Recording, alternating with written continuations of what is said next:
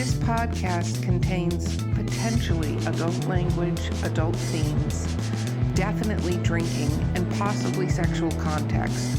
Listener discretion is advised.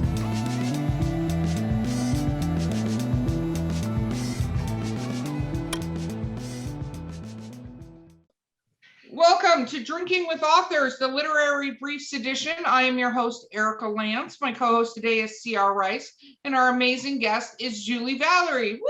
Hi. Woo! Okay. For having me. I am in the middle of the second one of these hibiscus lime tart ales. It's actually by, I should say who it's by, Innovation Brewing. It's got a really pretty can, and if you're on YouTube, you can see the can. Okay, CR, what are you drinking? I am drinking Powerade and vodka. Like a boss. It's called How to Wake Up in the Morning Without a Hangover. Okay, Julie, what are you drinking? Got a glass of red wine, Pinot Noir. Ghostwriter is on the label. Ghostwriter, the 2018, Santa Cruz County, California. Very cool. Yeah. Okay. Fancy. And themed. Okay, rapid fire questions. You ready? Ready. Okay, what is your favorite book of all time? Winnie the Pooh. Oh, why?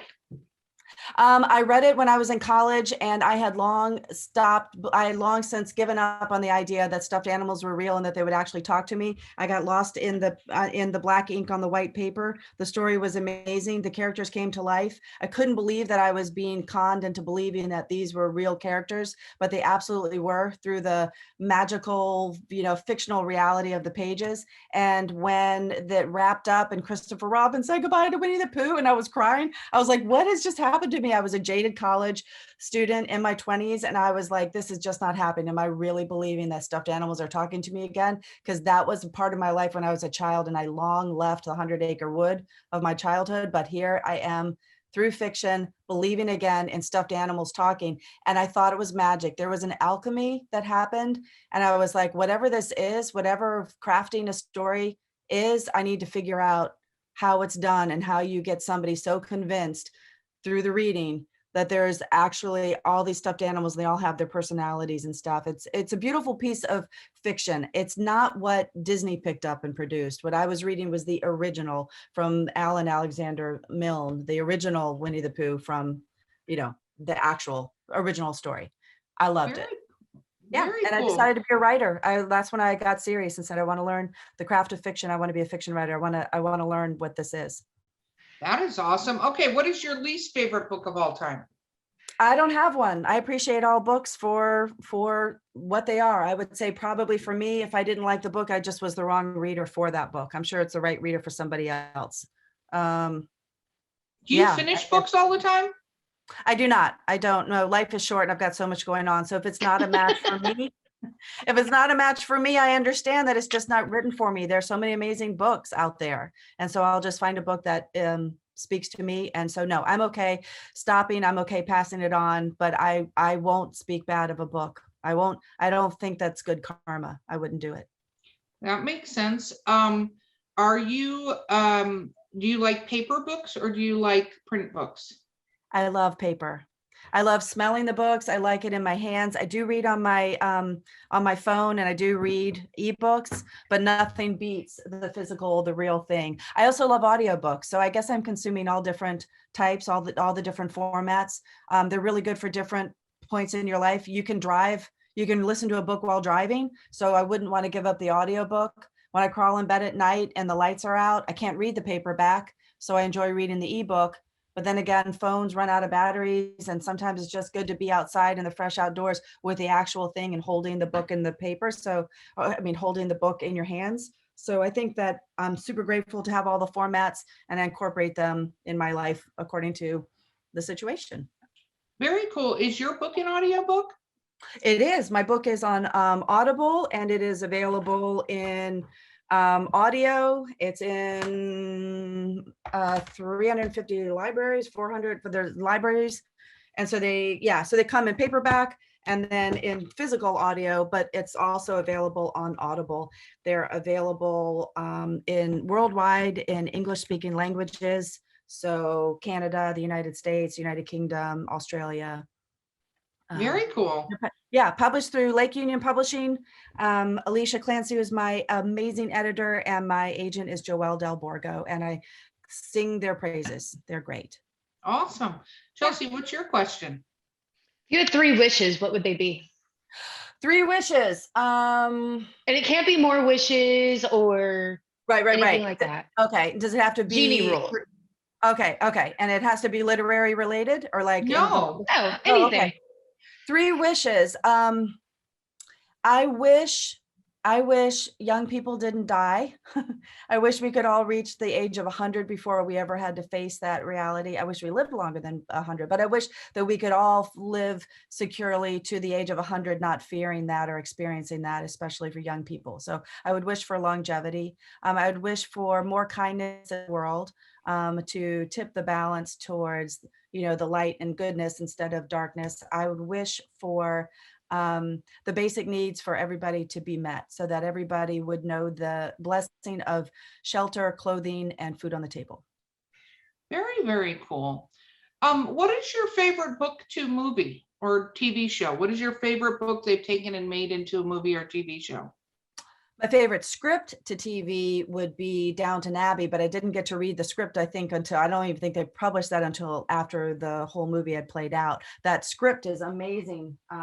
I've marked that thing up and it's wonderful to read that. So book to movie. So probably The Hunger Games, because at the time my daughter read them multiple times. I read them. She gave me the first book, and as soon as Katniss volunteered as tribute to protect her sister, I was like, oh my God, I sat down and I read all the books. They were just amazing. And we went to the movies dressed like people in the Capitol.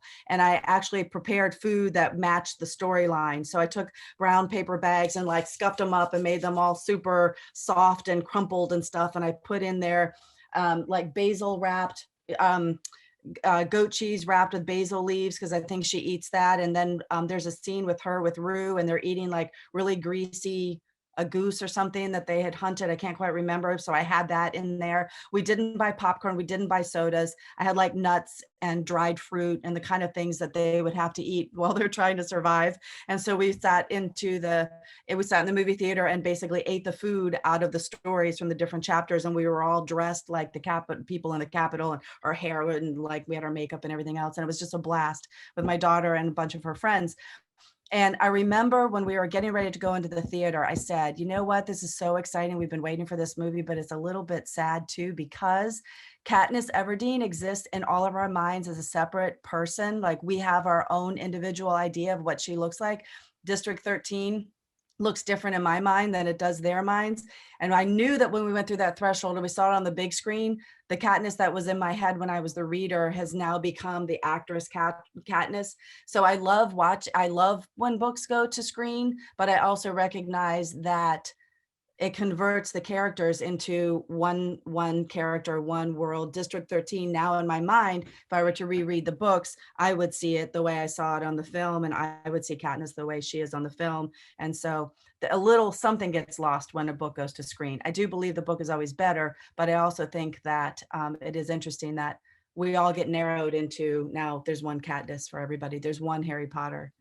And you think about some of these wildly interesting stories and wildly interesting characters that we've grown to love. There's now, like I said, there's one Harry Potter, there's one Katniss Everdeen, and we all have the same one. We have that character the world over in our minds. So I think a little something is lost when a book goes to screen. No, a lot is lost when a book goes to screen, because a screenplay is 90 pages and a book is hundreds of pages. Yeah. And no, you can't tell an entire book in a screenplay or even in a series, I think. So you said you have a murder board. I'm documenting that for the police later, but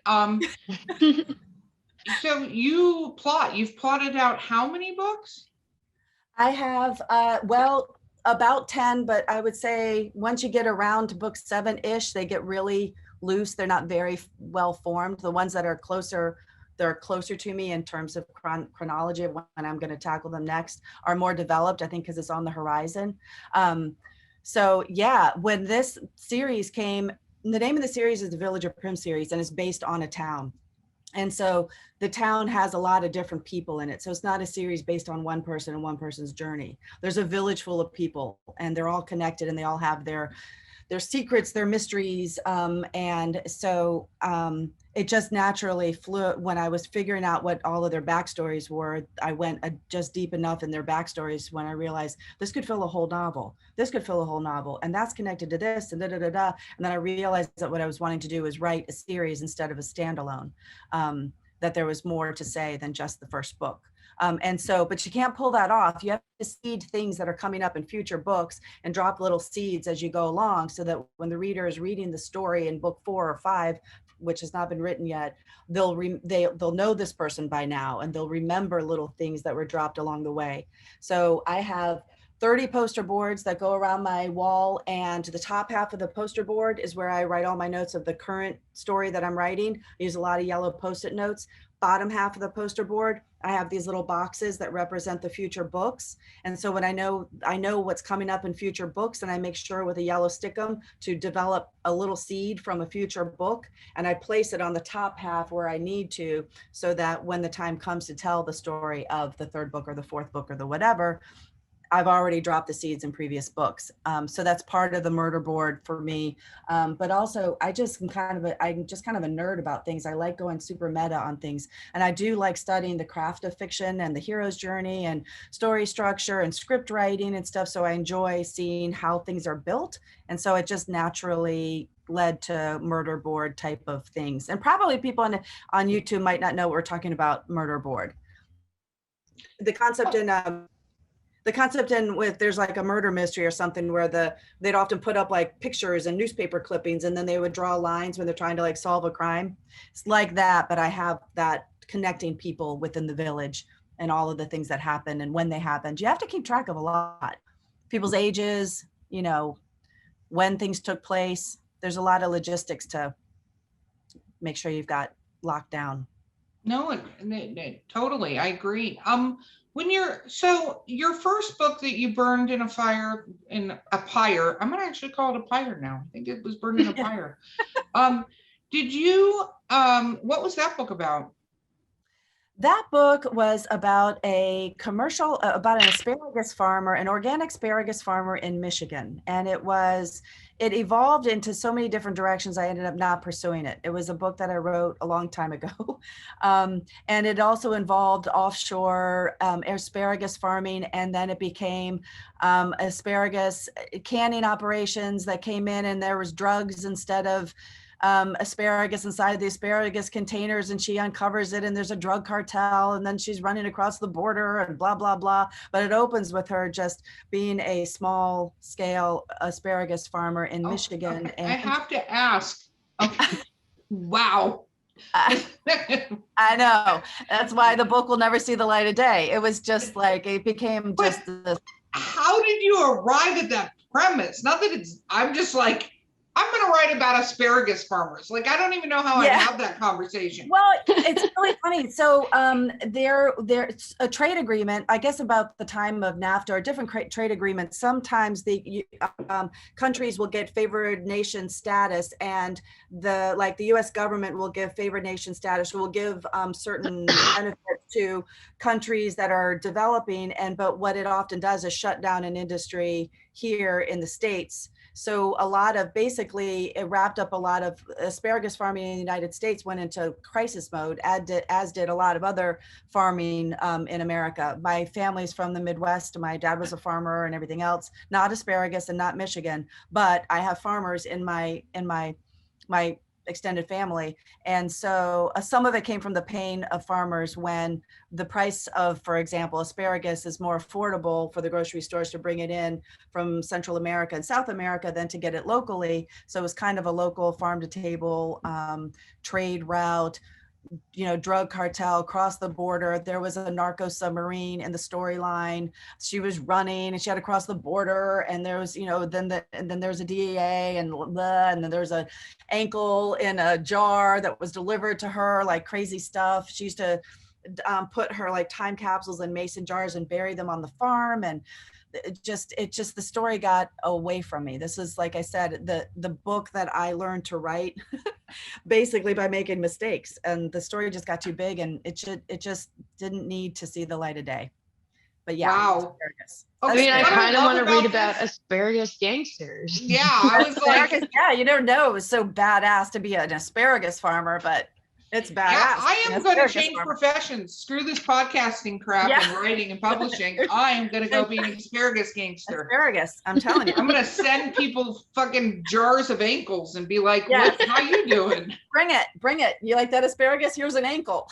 Yeah, exactly. Oh my You better goodness. pay for your asparagus or I'll take your ankles. Yeah. Yeah. I can't really remember. There's a tattoo on the ankle. I can't really remember the tattoo. I don't know. This is how bad it was. This is a long time ago. I can't remember. It wasn't like the combination to a safety deposit box. I can't remember what it was, but the whole thing about the ankle was there was a tattoo on the ankle that was part of the unraveling of the plot. Yeah.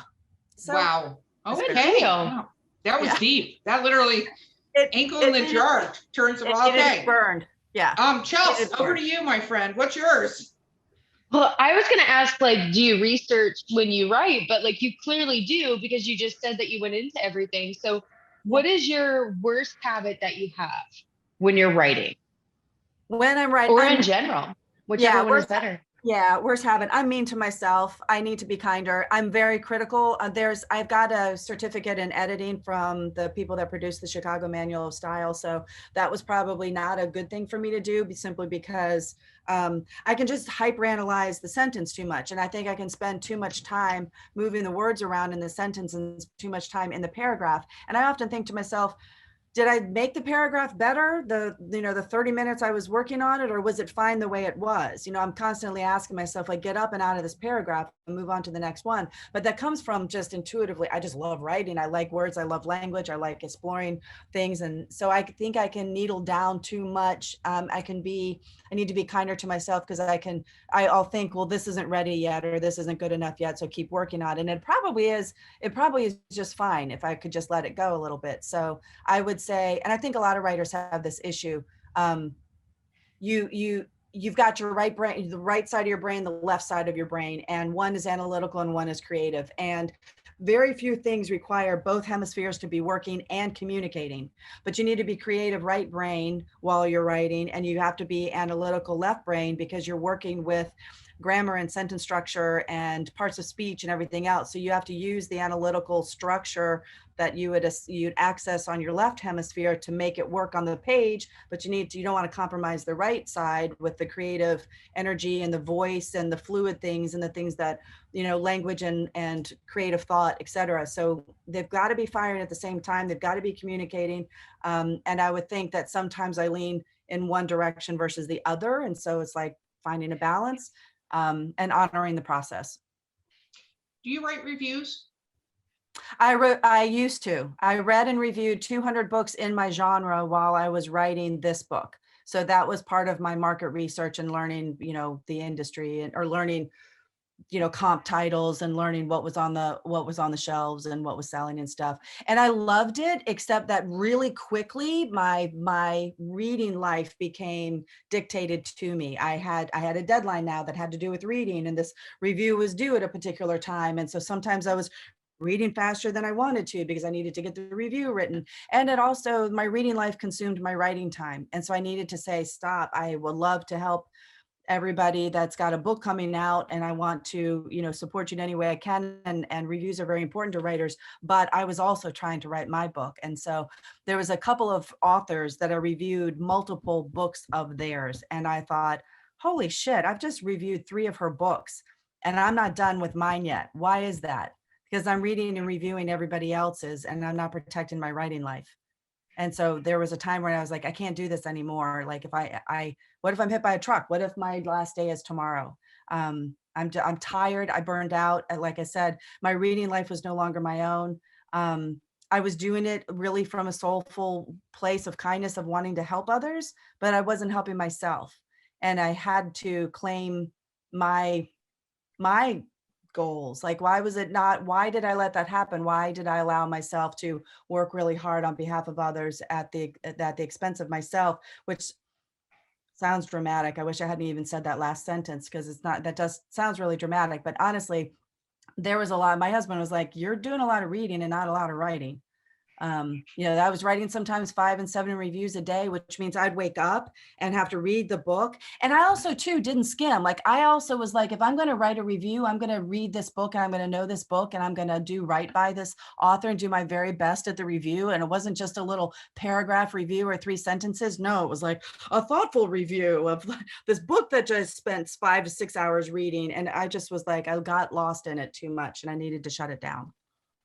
Wow. Yeah, no, it seems like when you grab a hold of a project, you go so You far down the rabbit really hole do it. sometimes. I guess, Like, yeah, I should chill out. yeah, because wow, you're like, Yeah. I'm created and I have this, and I'm like, wow, she goes way farther than I'll go on almost anything. Yeah, I need to chill out, don't I? I'm a pretty relaxed person. I might be in this hour coming across really intense, but for them, I'm a pretty chill person. But I A guess pretty when it chill comes, person does not read and review 200 books to write their book. A pretty chill person does not do that. yeah, See, I I always know. say I like something until I find out somebody else likes the same thing. And then I'm like, you know what? Maybe I don't really like it that much. Yeah. Yeah. I was also thinking like, oh, I want to be a good literary citizen. I want to be a good neighbor in this world. I want to be, a part of the book world and like do my part for others and stuff. And I genuinely liked a lot of these authors and I liked like the books and stuff like that. It was really difficult too, a couple of times when the book just didn't resonate with me. So that was also really difficult for me as well. So, I mean, it is challenging. And, but I was on the reviewer side, which is really interesting. It's a good place to be, to spend. I did that from 2013 to 2015, and it became almost a full-time gig. I mean, This is what I mean by a lot this of- is not a chill person. I know, I know, I know, I know. There's a difference between doing some research for your project and starting a career as you're trying to do your project. Yeah, I guess. Yeah. I don't know how I got myself into it. Maybe I didn't realize. Maybe I was the fool in the hero's journey. I didn't know what I was getting into. And I was like, yeah, sure. I love reading. And I think a lot of writers do love reading. I mean, shoot, you go on Instagram and there's some incredibly prolific book reviewers. They are reading a shit ton of books. And I love and respect every single bookstagrammer. Some of my most beloved friends are over there. And I know the burnout is real and they're not getting paid for this. You have to put the disclosure saying that you received a copy of the book in exchange for an honest review. And it's like, look, just because the publisher sent you a book in no way compensates you for the 5 or 6 hours it took you to read it and the 2 hours it took you to write a review. So it's like, it's crazy, but I understand the ethics too. You can't really pay a book reviewer because then if you're paying them, did you pay them to say what they said? And so I get it. However, a lot of hours are put into some of this effort. And I could never imagine being on Bookstagram and making a gorgeous picture. And yet they do. These people are the unsung heroes. I don't know how they make such beautiful things. And, you can't pay them, but I'm like, somebody should. They're doing an incredible thing. Well, they also get access to a ton of books that they like to read. A lot of the best book reviewers are people that are so hungry that if they had to buy the amount of books that they actually read, they would spend so much money. And whether you buy it or you get it given to you, it's the same crapshoot on whether or not that book's going to be any good. Right. Yeah. Or whether the book's going to, be a match for you. Yeah, that's true. Yeah. Yeah. Okay. Last question, Chelsea. All right. If you were out somewhere, nobody else is around, you find a couple grand on the floor, what do you do with it? Oh gosh, well, there's nobody around, so it's not nobody's around. Nobody's around. It's not like you saw somebody drop it. No. It's not like, let's say you were on the Appalachian Trail, like you were hiking. Right. Nobody's around you. Nobody's doing anything. What would you do with it? Okay. So it sounds like you're not wanting me to say that I would try to find the rightful owner first before I did anything with it. Okay. So I probably would, but I would only because I do fear karma, that if I didn't try to find the person that lost couple thousand, that over the course of my lifetime, multiply that by 10, I would lose that amount. But I just would try to help or whatever, try to find the person. But if I couldn't find the person, what would I do with that money? I don't know. I mean, this is going to sound I don't know. I mean, it wasn't mine anyways. I might consider giving it to somebody that could use it because it wasn't mine 5 minutes before I found it. It's not like I earned it. I just found it. There's probably somebody who needs it. That's a possibility. I know you're like, shut up, shut up. No, it's I think great. karma's It's a just, thing. It yeah. is a good thing. I mean, a lot of people are put into positions where they have that moment to decide. I mean, look how many books we write over that moment to decide between Yeah. what they're right and what they're wrong and what their moral compass is. The best bad guys that are written because they don't think they're bad. Like the Right. best bad guys do not think they're evil assholes. They think Yeah. they're doing right by themselves and what it should be. I So think, yeah, and it's an anomaly. So if you were to just stumble upon a few $1,000s, that's such a strange thing to happen that I think I would probably figure out how should I handle the situation a little bit more than if I just, like if it was, I don't know, like how did it get there? Where did it come from? It would trigger my brain thinking like, who's here? Did they drop it? Did they well, I forget mean, it? I Did they don't leave mean it? like in a bank bundle. I mean, Yeah. like, let's say you ventured off to camp or something and there's like a super old bag right there that has Yeah. clearly been there for years, but somebody just Gotcha. said screw it. Yeah. I might put it towards an Airstream base camp trailer. There I you go. Yeah, I would love to use it for travel. I'd probably travel. There's a couple of places on my bucket list that I'd like to see. Books for sure, wine for sure. Yeah, if I came upon the money, travel, and I would like to someday have an air like a RV camper kind of thing, van life kind of thing. Want to maybe convert a Sprinter van. So I'd probably put it towards that because they're pretty expensive, or a tiny house. So I'd probably start my next journey or like put it towards something practical like the van or the tiny house, and then a little bit of the wanderlust of the travel. I'd probably I spend like it. it. Yeah, yeah. Okay, so that's my answer. Van life, travel. That's what I put it towards. It's a it's a super fun perfect answer. answer. Yeah. Perfect answer. Yeah. Okay. Well, we are near the end of the podcast. Julie, the book you wrote is Holly Banks Full of Angst, and the sequel is The Peculiar Fate of Holly Banks. They're both part of the Village of Primm series produced by Lake Union Publishing. awesome. And how do people find you? JulieValerie.com. My website's a great place to start. Perfect. You've been so much fun to have on the show. Thank you for joining us. Yeah, my pleasure. Thank you so much for having me. Absolutely. Okay, guys, this has been Drinking with Authors Literary Briefs, and we all were wearing our underwear for it. So it was awesome. I've been your host, Erica Lance. My co-host has been C.R. Rice and our amazing guest, Julie Valerie, and we will see you guys next time. Bye. Bye.